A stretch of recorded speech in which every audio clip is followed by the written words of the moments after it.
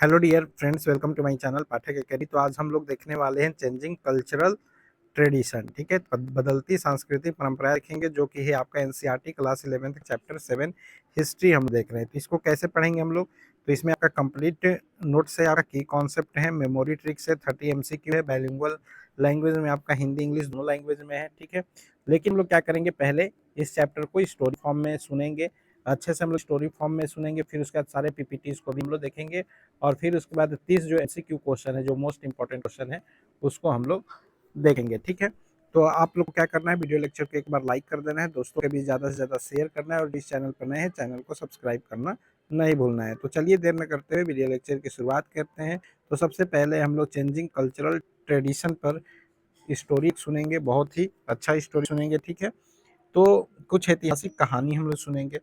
तो बहुत समय पहले यूरोप में जीवन बहुत अलग था। यह समय मिडिल एज मध्यकाल कहलाता था। उस समय लोगों का जीवन मुख्यतः चर्च के नियंत्रण में था। लोग मानते थे कि दुनिया को समझने का सबसे बड़ा स्रोत धर्म है। शिक्षा भी मुख्यतः चर्च के पास थी और पढ़ाई में मुख्य रूप से धार्मिक विषय पढ़ाए जाते थे। लेकिन धीरे धीरे समाज बदलने लगा, व्यापार बड़ा, शहर विकसित हुए, और लोगों ने सोचना शुरू किया कि क्या इंसान खुद ही ज्ञान खोज सकता है। यहीं से एक बड़े परिवर्तन की शुरुआत हुई, जिसे हम कहते हैं रीनेसेंस, जिसको पुनर्जागरण बोलते हैं ये। ठीक है, तो जिसका अर्थ होता है पुनर्जन्म या नवजागरण। यह परिवर्तन लगभग 14वीं से 17वीं शताब्दी के बीच में हुआ था। कब हुआ था? यह परिवर्तन लगभग 14वीं से 17वीं सदी या शताब्दी के बीच में हुआ था। यहीं से पुनर्जागरण की अब शुरुआत होती है। तो यह सांस्कृतिक क्रांति सबसे पहले इटली में शुरू हुई। इटली के शहर जैसे फ्लोरेंस, वेनिस, रोम व्यापार और धन के कारण बहुत समृद्ध थे। इन शहरों में व्यापारी परिवार, विशेष रूप से कॉसिमो डी मेडिसी और लॉरेंजो डी मेडिसी, कलाकारों और विद्वानों को आर्थिक सहायता देते थे। इससे कला और ज्ञान का विकास तेजी से हुआ। पुनर्जागरण की सबसे महत्वपूर्ण विचारधारा थी ह्यूमैनिज्म। ह्यूमैनिज्म का अर्थ था मनुष्य और उसकी क्षमताओं पर विश्वास, जीवन का आनंद लेना, कला, साहित्य और इतिहास का अध्ययन। ह्यूमैनिस्ट का मानना था कि मनुष्य बुद्धिमान और रचनात्मक है। ह्यूमैनिटिज्म ने पुराने समय के ज्ञान को खोजा। उन्होंने प्राचीन ग्रीक और रोमन सभ्यता के साहित्य और विज्ञान को फिर से पढ़ना शुरू किया। इनमें प्रमुख विद्वान थे फ्रांसिस्को पेट्रैक। क्या थे? फ्रांसिस्को पेट्रैक थे, जिन्हें फादर ऑफ ह्यूमनिज्म कहा जाता है। फिर उसके बाद जियोवानी बोकासियो थे। इन विद्वानों ने पुराने ग्रंथों को खोजकर उनका अध्ययन किया। अब बात करते हैं हम लोग कॉन्स्टेंटिनोपल का पतन और ज्ञान का प्रसार। तो 1453 ईस्वी एक बहुत महत्वपूर्ण घटना हुई, फॉल ऑफ कॉन्स्टेंटिनोपल। जब कॉन्स्टेंटिनोपल और ऑटोमन एम्पायर ने जीत लिया, इसके बाद कई ग्रीक विद्वान इटली भाग गए और अपने साथ पुराने ग्रीक ग्रंथ भी ले गए। इससे यूरोप में क्लासिकल ज्ञान का पुनरुद्धार हुआ। कला का स्वर्ण युग भी इसको कहा जाता है, जिसमें पुनर्जागरण का सबसे शानदार प्रभाव कला में दिखाई देता है। कलाकारों ने मानव शरीर का अध्ययन किया, यथार्थवादी चित्र बनाए, प्रकृति और भावनाओं को दर्शाया। इसमें महान कलाकार आपके हुए लियोनार्डो दी विंसी। कौन हुए? Leonardo da Vinci. उन्होंने कई महान चित्र बनाए, जैसे मोनालिसा, द लास्ट सपर। वे केवल चित्रकार ही नहीं थे, बल्कि वैज्ञानिक, इंजीनियर और आविष्कारक भी थे। माइकल लेगलो, उनकी प्रसिद्ध कृतियां थी डेविड सिस्टिन चैपल की छत की पेंटिंग। रैफेल, उन्होंने बहुत सुंदर और संतुलित चित्र बनाए। उनकी प्रसिद्ध पेंटिंग है स्कूल ऑफ एथेंस। विज्ञान में भी नई सोच आई। पुनर्जागरण के दौरान विज्ञान में भी क्रांति आई। ब्रह्मांड की नई समझ हुई। इसमें पुराने समय में लोग मानते थे कि पृथ्वी ब्रह्मांड का केंद्र है, लेकिन निकोलस कॉपरनिकस ने नई थ्योरी दी, हेलियोसेंट्रिक थ्योरी, जिसमें कहा गया कि सूर्य ब्रह्मांड का केंद्र है और पृथ्वी उसके चारों ओर घूमती है। दूसरे वैज्ञानिक आए, आपके गैलीलियो के प्रयोग थे। तो गैलीलियो गैलीली भी इसी समय आया, जिन्होंने दूरबीन से आकाश का अध्ययन किया और कॉपरनिकस के विचारों को समर्थन दिया, लेकिन चर्च में उनके विचारों का विरोध किया। अब यहाँ पर बात करते हैं छापाखाने का आविष्कार। ज्ञान के प्रसार में सबसे बड़ी भूमिका निभाई जोहानिस ग्यूटेनबर्ग ने। किसने? जोहानिस ग्यूटेनबर्ग ने। उन्होंने प्रिंटिंग प्रेस का आविष्कार किया। इससे किताबें तेजी से छपने लगी, ज्ञान आम लोगों तक पहुंचा, शिक्षा का प्रसार हुआ। समाज और शिक्षा में बदलाव भी इसी समय हुए जो कि पुनर्जागरण के कारण हुए थे। जैसे कि शिक्षा में इतिहास, दर्शन और साहित्य शामिल हुआ, विश्वविद्यालय विकसित हुए, लोग दुनिया को तर्क और अनुभव से समझने लगे और पुनर्जागरण का फैलाव भी बहुत तेजी से हुआ। धीरे धीरे यह आंदोलन इटली से यूरोप तक फैल गया, विशेष रूप से फ्रांस, इंग्लैंड और जर्मनी। उत्तर यूरोप का भी पुनर्जागरण इसी समय हुआ। नॉर्दर्न यूरोप में भी कई विद्वान हुए। सबसे प्रसिद्ध थे डेसिडेरियस इरास्मस। उन्होंने धार्मिक सुधार और शिक्षा के महत्व पर जोर दिया। महिलाओं की स्थिति में भी उस समय से बहुत ज़्यादा सुधार देखने को उस समय मिला। जैसे कि पुनर्जागरण के दौरान महिलाओं की स्थिति बहुत अधिक नहीं बदली थी। हालांकि कुछ शिक्षित महिलाएं थी, जैसे क्रिस्टीन दे पिजान। कौन थी? क्रिस्टीन दे पिजान। उन्होंने महिलाओं के अधिकार और शिक्षा का समर्थन किया। तो पुनर्जागरण का महत्व क्या था? तो पुनर्जागरण के महत्व ये थे कि पुनर्जागरण ने यूरोप को पूरी तरह बदल दिया। इसके मुख्य प्रभाव में कला और साहित्य का विकास हुआ, विज्ञान और खोजों की शुरुआत हुई, मानववाद का प्रसार हुआ, शिक्षा का विस्तार हुआ। आधुनिक यूरोप की नींव यहीं से रखी गई। अंतिम निष्कर्ष ये है कि चेंजिंग कल्चरल ट्रेडिशन का मतलब है कि यूरोप में धीरे धीरे धार्मिक और मध्यकालीन सोच से हटकर मानव केंद्रित वैज्ञानिक और रचनात्मक सोच विकसित हुई। तो ये हो गया हमारा कहानी फॉर्म से। अब कहानी को हम लोग क्या करेंगे? मेमोराइज करने के लिए पीपीटी का हेल्प लेंगे। तो पीपीटी में देखते हैं यहाँ पर फर्स्ट पीपीटी हमारे पास है कि व्हाट यू विल लर्न, आप क्या सीखेंगे इस चैप्टर के अंतर्गत। सीखेंगे पहले आप इंट्रोडक्शन सीखेंगे, यूरोप 14 टू 17th सेंचुरी में कैसा था, क्या वहाँ पे बदलाव हो रहे थे यूरोप में 14वीं से 17वीं शताब्दी में। दूसरा पढ़ेंगे आप पुनर्जागरण और उनके सोर्स क्या थे, ठीक है। तीसरा पढ़ेंगे मानवतावादी विचार क्या थे, ह्यूमैनिस्ट थॉट क्या थे। आर्ट एंड कल्चर चौथे पॉइंट पर पढ़ेंगे, कला और स्थापत्य देखेंगे। फिर प्रिंटिंग रिवॉल्यूशन देखेंगे, मुद्रण क्रांति देखेंगे। फिर उसके बाद छठे पॉइंट पर हम लोग देखेंगे रिफॉर्मेशन एंड काउंटर रिफॉर्मेशन, धर्म सुधार और प्रति सुधार के बारे में देखेंगे। और सातवां आपका साइंस एंड न्यू थिंकिंग के बारे में देखेंगे, विज्ञान और नई सोच के बारे में सीखेंगे। और आठवां पॉइंट है आपके पास की कॉन्सेप्ट प्लस मेमोरी ट्रिक्स देखेंगे। और नौवें पार्ट में हम लोग क्या देखेंगे, 30 MCQ की प्रैक्टिस हम लोग यहाँ पर करेंगे, ठीक है। तो चैप्टर ओवरव्यू क्या है, अध्याय का परिचय। तो आपका जो पुनर्जागरण रिनाइंसेंस जो था वो कब से कब तक हुआ? 14th सेंचुरी से लेकर 17th सेंचुरी तक हुआ। 14वीं शताब्दी, 15वीं शताब्दी, 16वीं शताब्दी और 17वीं शताब्दी। तो टाइम पीरियड ऑफ चैप्टर, इस चैप्टर का टाइम पीरियड आपका 14वीं शताब्दी से लेकर 17वीं शताब्दी तक था, ठीक है। तो यूरोप का ये 14वीं से 17वीं शताब्दी में क्या यूरोप में बदलाव हुए वो सारी चीजें हम लोग यहाँ पर देखने वाले हैं। तो इसमें संस्कृति, धर्म और विचार में भारी बदलाव का दौर हुआ 14वीं शताब्दी से लेकर 17वीं शताब्दी के बीच में। चर्च का उस समय डोमिनेंस था, चर्च का प्रभुत्व था। कैथोलिक चर्च शिक्षा, कला और दैनिक जीवन को नियंत्रित करता था। इसका केंद्र में आपका इटली था, ठीक है। तो इटली केंद्र के रूप में था, जहां पर फ्लोरेंस, वेनिस, रोम जैसे इतालवी नगर राज्य समृद्ध व्यापार केंद्र थे। अब इसके बाद न्यू आइडियाज इमर्ज इसी समय आपके हुए 14वीं शताब्दी से 17वीं शताब्दी के बीच में, जहां पर मानवतावादी विद्वानों ने पुरानी परंपराओं को चुनौती दी, ठीक है। अब आगे चलते हैं, नेक्स्ट स्लाइड पर है आपके पास। तो रिनाइंसेंस पुनर्जागरण का डेफिनेशन क्या होता है? तो रिनाइंसेंस फ्रेंच वर्ड है, मीनिंग का मतलब होता है इसका रीबर्थ, पुनः जागरण मतलब दोबारा से जन्म होना। It was the revival of classical Greek and Roman culture in Europe. Origin, इसकी उत्पत्ति यहाँ से थी कि 14वीं सदी में इटली फ्लोरेंस में शुरू हुआ ये और 16वीं सदी तक पूरे यूरोप में फैला। ग्रीक टेक्स्ट थे, यूनानी ग्रंथ कुछ थे जो कि आपके क्या थे, कॉन्स्टेंटिन पल थे के पतन 1453 से यूनानी विद्वान प्राचीन पांडुलिपियां लेकर इटली आए। पैट्रॉन्स, पैट्रॉन्स का मतलब संरक्षक होता है। तो फ्लोरेंस के मेडिसी परिवार कला और ज्ञान के महान संरक्षक थे। की फीचर आपके मुख्य विशेषता इस तरीके से होंगे कि धार्मिक हठ धर्मिता की जगह अवलोकन, तर्क और व्यक्तिगत उपलब्धि पर जोर दिया गया। अब बात करते हैं मानवतावाद, जिसको हम लोग ह्यूमैनिज्म बोलते हैं। तो ह्यूमैनिज्म का थ्योरी किन किन ने दिया था? तो एक पेट्रार्क ने दिया था, जो कि फादर ऑफ ह्यूमैनिज्म थे, पेट्रार्क। और थॉमस मोर यूटोपिया ने दिया था, ठीक है। थॉमस मोर यूटोपिया ने ह्यूमैनिज्म पर अपने तर्क दिए। इरास्मस ने प्रेज ऑफ फॉली दिया, मूर्खता की प्रशंसा की इरास्मस ने।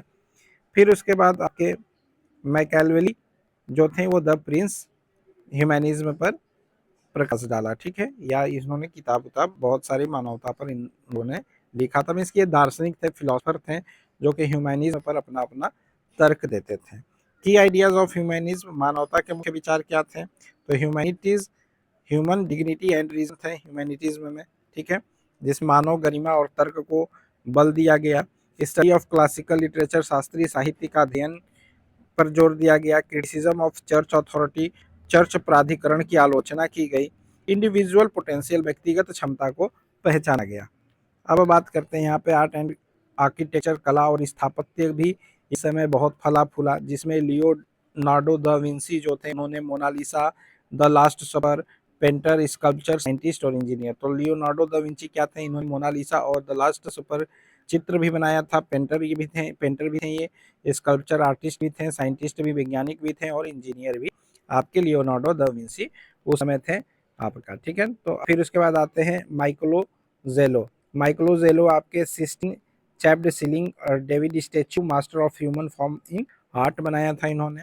फिर उसके बाद आते हैं राइफेल आपके स्कूल ऑफ एथेंस का इन्होंने चित्र बनाया था, ठीक है। Blended classical and Christian art, यहाँ से आपका blended classical and Christian art का क्रिश्चियन आर्ट का यहाँ पर विकास हुआ। फिर उसके बाद ब्रुनेल्स्की थे आपके, फिलिपो ब्रुनेल्स्की, इन्होंने Florence cathedral dome, perspective technique इन पेंटिंग में इन्होंने फ्लोरेंस कैथेड्रल डोम का इन्होंने टेक्निक बनाया था, मीन्स उसका चित्र इन्होंने बनाया था। तो ये चित्रकार हैं आपके, ठीक है। कला और स्थापत्य में इनका रोल बहुत ही इंपॉर्टेंट है 14वीं से 17वीं शताब्दी के बीच में। तो न्यू टेक्निक में आपका होता है पर्सपेक्टिव दृष्टिकोण इनका था, जिसमें इन्होंने 2D और 3D पैटर्न पर इमेज बनाना शुरू कर दिया था, जिसमें पैट्रॉन सिस्टम आपका था कि जो हेल्दी फैमिली फंडेड आर्टिस्ट, तो पैट्रॉन सिस्टम इसमें संरक्षक वो होते थे जो बहुत अमीर होते थे, वही कला और स्थापत्य के लिए अपने क्या कहते थे संरक्षक काम करते थे, पैसा देते थे, या जहाँ कला और स्थापत्य को बढ़ाना होता था उसमें ये फंड मुहैया कराते थे। अब बात करते हैं प्रिंटिंग प्रेस, मुद्रण यंत्र कौन कौन से थे?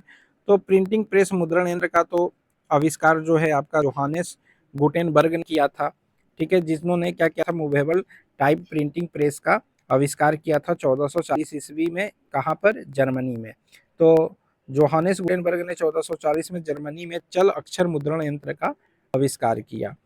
तो इस प्रिंटिंग प्रेस मुद्रण यंत्र में क्या क्या फैसिलिटीज थी जो कि उस समय में आपके मुद्रण में बहुत क्रांतिकारी बदलाव लाया? तो एक आपका मास प्रोडक्शन ऑफ बुक, पुस्तकों का बड़े पैमाने पर उत्पादन हुआ। किताबें सस्ती और आम लोगों के लिए उपलब्ध हो गई। भाषा का मानकीकरण हो गया, जर्मन, फ्रांसीसी जैसे स्थानीय भाषाओं का मानकीकरण हो गया, इसकी ग्लोबलाइजेशन हो गया, स्टैंडर्डाइजेशन हो गया भाषा का। फिर स्प्रेड ऑफ रिफॉर्मेशन, सुधार का प्रसार हुआ, जिसमें लूथर ने 95 शोध पत्र मुद्रण से पूरे यूरोप में तेजी से फैले। फिर साइंटिफिक रिवॉल्यूशन आया, वैज्ञानिक क्रांति आई, वैज्ञानिक विचारों के तेजी से फैलने से सहयोगी शोध संभव हुआ।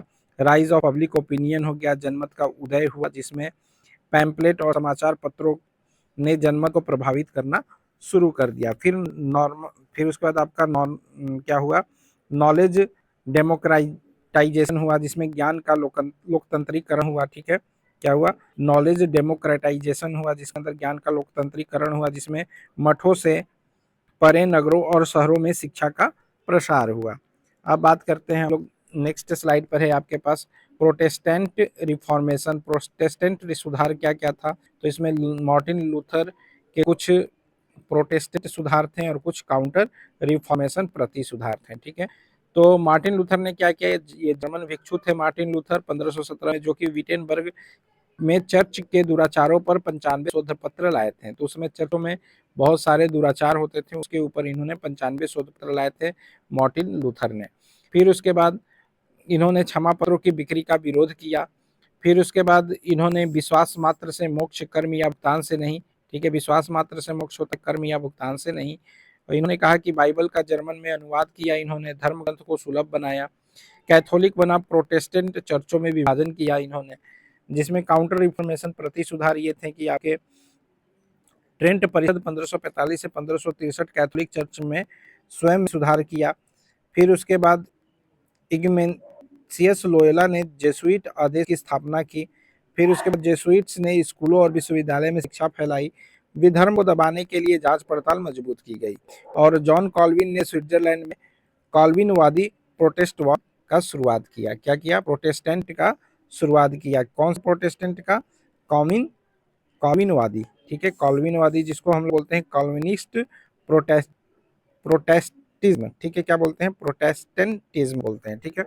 अब बात करते हैं क्वेश्चन, अब आगे चलते हैं नेक्स्ट स्लाइड पे। साइंटिफिक रिवॉल्यूशन क्या क्या हुए, वैज्ञानिक क्रांति क्या हुए, वैज्ञानिक दृष्टि से क्या क्या आविष्कार हुए, उसके बारे में हम लोग बात करेंगे। तो यहाँ पर एक साइंटिस्ट आपके कॉपरनिकस है, जो कि 1473 से लेकर 1543 तक थे, जिन्होंने क्या बोला? बोला कि सूर्य केंद्रित सिद्धांत दिया कि सूर्य केंद्र में है, पृथ्वी नहीं, ये कॉपरनिकस ने बताया।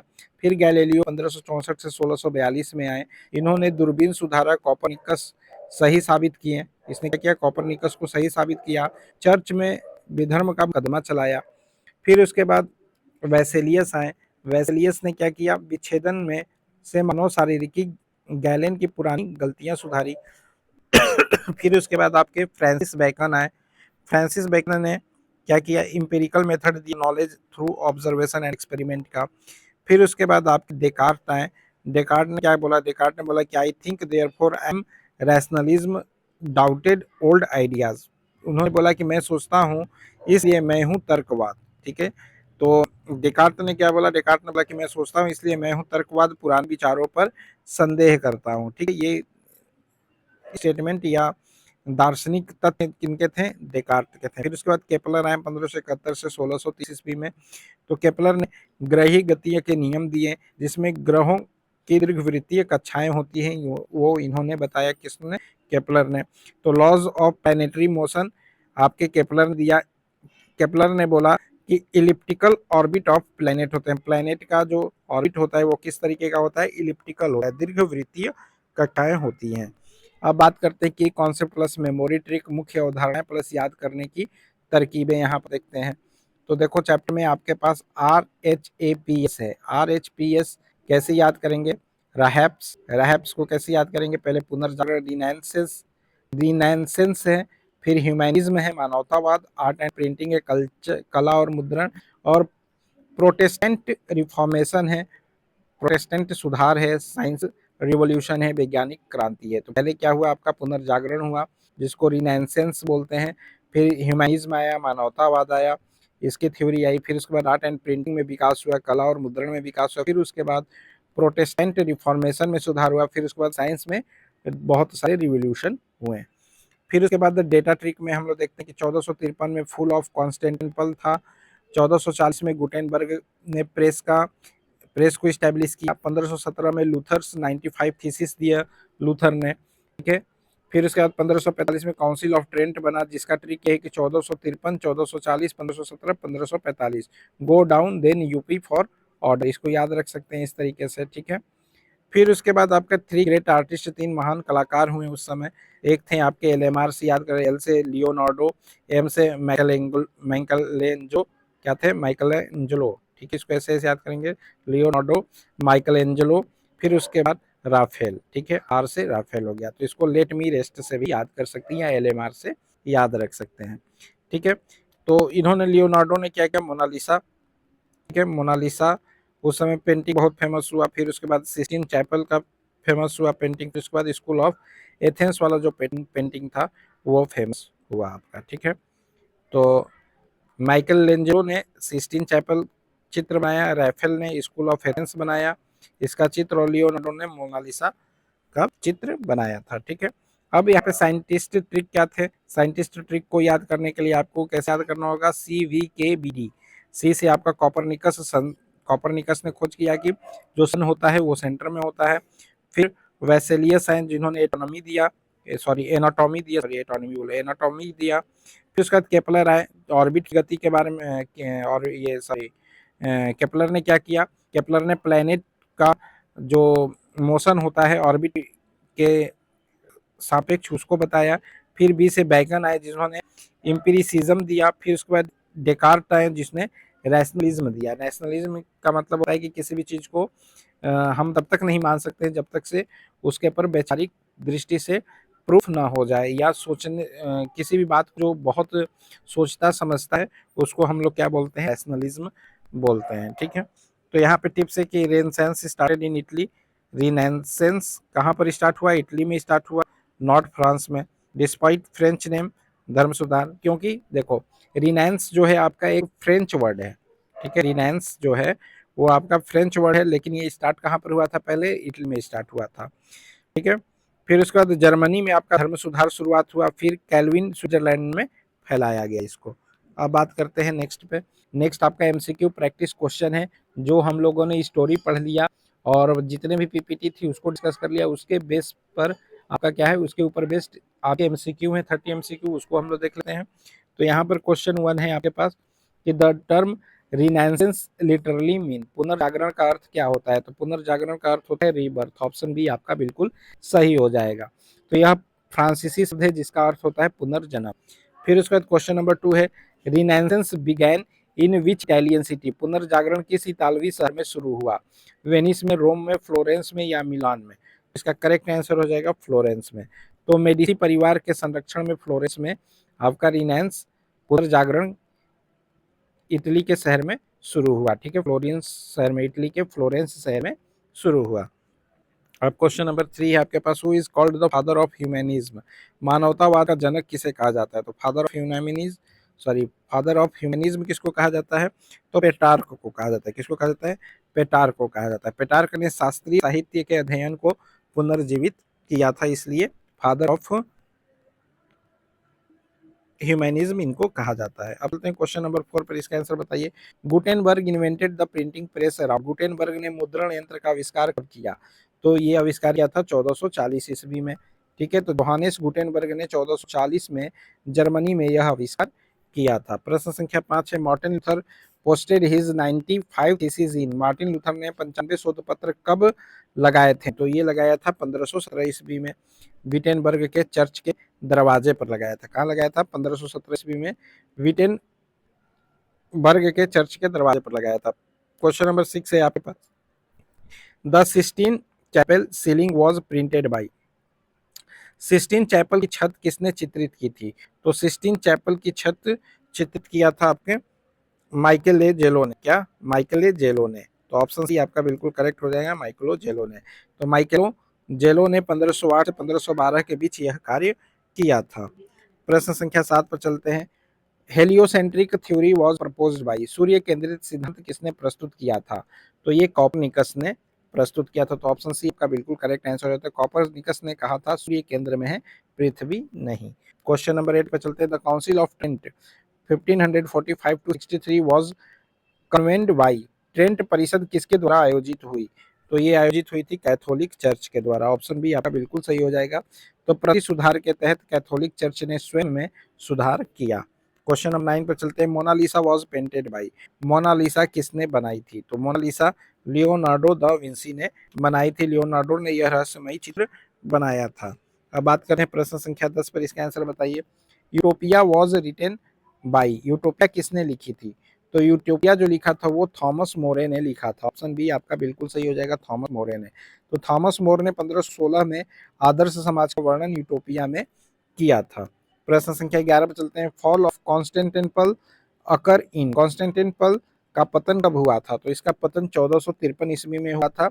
ऑटोमन तुर्कों ने कॉन्स्टेंटिनोपल जीता और यूनानी विद्वान इटली आए। ठीक है, तो 1453 में ऑटोमन तुर्कों ने कॉन्स्टेंटिनोपल जीता और यूनानी विद्वान इटली आए। प्रश्न संख्या 12 पर चलते हैं, the Prince was written by, the Prince किसने लिखा, तो द प्रिंस लिखा था आपका मैकआवेली ने। किसने, मैकआवेली ने। तो मैकआवेली ने राज्य शासन पर यथार्थवादी दृष्टिकोण दिया था। अब चलते हैं प्रश्न संख्या 13 पर, इसका आंसर बताइए।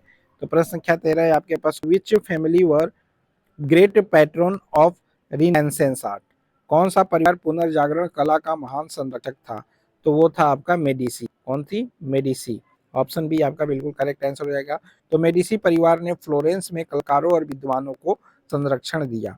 अब बात करते हैं, Jesuit order was founded by, Jesuit आदेश की स्थापना किसने की थी, तो जेसुइट आदेश की स्थापना आपका इग्नेशियस लोयोला ने की थी। किसने की थी, इग्नेशियस लोयोला ने। ऑप्शन सी आपका बिल्कुल सही हो जाएगा। 1540 में लोयोला ने सोसाइटी ऑफ जीसस की स्थापना की थी। प्रश्न संख्या 15 आपके पास, praise of folly was written by, मूर्खता की प्रशंसा किसने की थी? तो मूर्खता की प्रशंसा इरास्मस ने की थी। ऑप्शन बी आपका बिल्कुल करेक्ट आंसर हो जाएगा। तो इरास्मस ने इस व्यंग्यात्मक कृति में चर्च के भ्रष्टाचार की आलोचना की थी। तो उसमें चर्च में बहुत भ्रष्टाचार हुआ करते थे।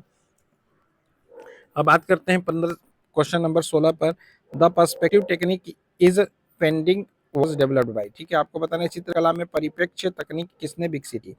तो द पर्सपेक्टिव टेक्निक इन पेंटिंग वॉज डेवलप्ड बाई, किसने डेवलप की थी?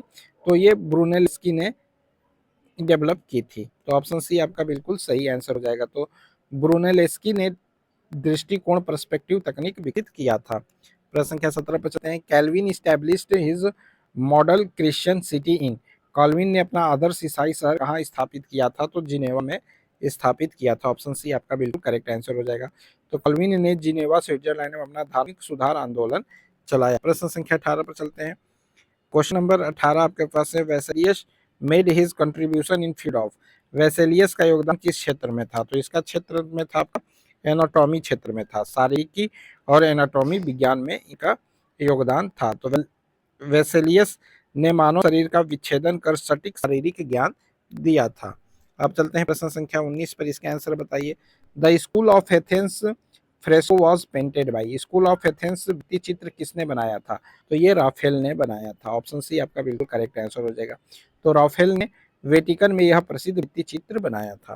प्रश्न संख्या 20 पे चलते हैं, the empirical method of gaining knowledge was advocated by, अनुभवजन्य विधि के समर्थक कौन थे? तो ये फ्रांसिस बेकन थे। कौन थे? Francis Bacon. तो फ्रांसिस बेकन बेकन ने कहा, प्रयोग और अवलोकन से ज्ञान प्राप्त करो। द रिनेसेंस प्राइमरली सेलिब्रेटेड, पुनर्जागरण मुख्यतः किसका उत्सव था? बताइए। Church authority, human potential, feudal system, monastic life. तो इसका करेक्ट आंसर हो जाएगा ह्यूमन पोटेंशियल। ऑप्शन बी आपका बिल्कुल सही हो जाएगा।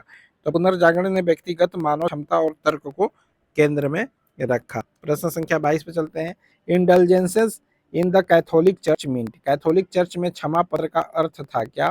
Fasting, buying, forgiveness of sins, या बैप्टिज्म, या प्रेयर। इसका करेक्ट आंसर हो जाएगा बाइंग फॉरगिवनेस ऑफ सिंस। ठीक है, पापों की माफी खरीदना, लूथर ने इसी प्रथा का विरोध किया था।